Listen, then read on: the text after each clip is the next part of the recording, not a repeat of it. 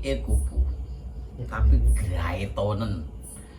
Eleng ngono kupu asal usule kok ular sampai direwangi topo bloto sik dadi kupu iso mabur terbang ya kan di situ. Ya betul. Itu kan suatu kode atau fenomena ya.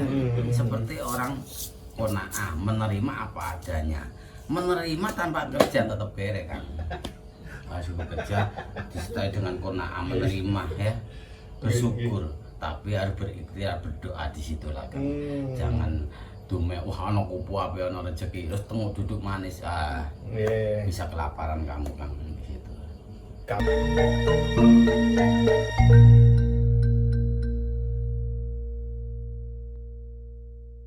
Pada sore hari itu kan ada kupu-kupu datang ke rumah. Katanya orang tua itu ada rezeki besar. Itu mitosnya apa ya Mas? Kalau ya kupu-kupu itu gini ya kan ya kalau jenengan anda kedatangan kupu sih kurasa gini aja, yang penting itu jenengan itu berpikir atau bermotivasi yang positif aja ya. Tapi gini, dalam fenomena alam ya, kupu biasanya kan di alam ya, tapi tiba-tiba datang ke rumah. Di balik itu kamu harus bisa tahu filosofinya kupu ya.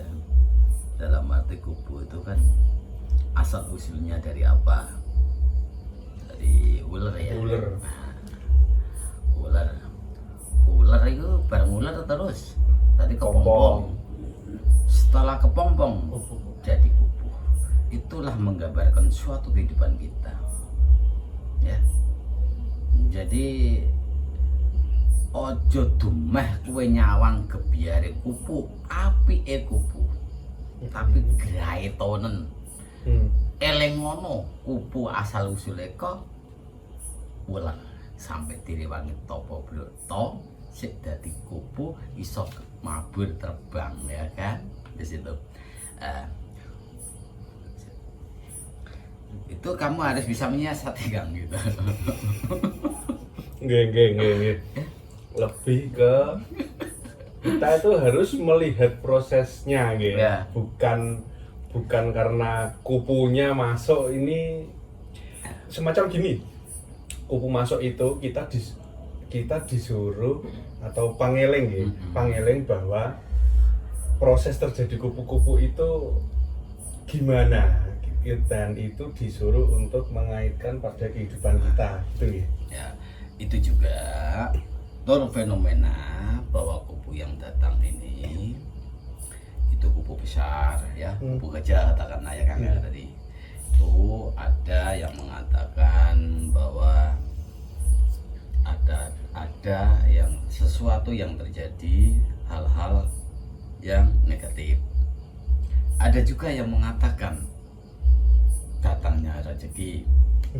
Ada juga yang mengatakan ada tamu keagungan dalam saudara dari mana atau tamu dari pejabat dari mana. Ada yang mengatakan gitu.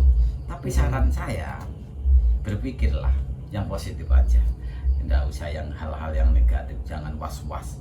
Semua ini kehendak Allah kan di situ sih kan. Nah, bahwa yang penting anda iku wah iki ono kupu teko ape tekane rezeki itu aja, tidak usah pusing-pusing. Tapi tolonglah kamu harus mengetahui tadi yang saya omong.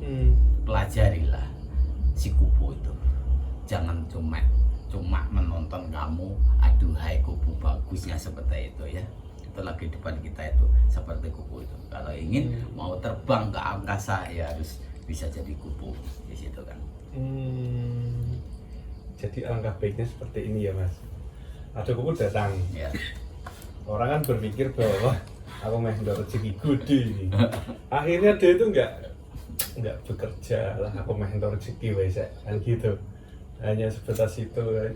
Ya akhirnya kalau kita nggak memahami proses kupu-kupu itu kan akhirnya kita dong kayak zong gitu loh. Katanya kalau katakan kupu ini dapat rezeki ya, kalau enggak berarti kan lebih ke kita itu diberi pangeling bahwa kita harus bekerja lebih giat lagi. Ya betul.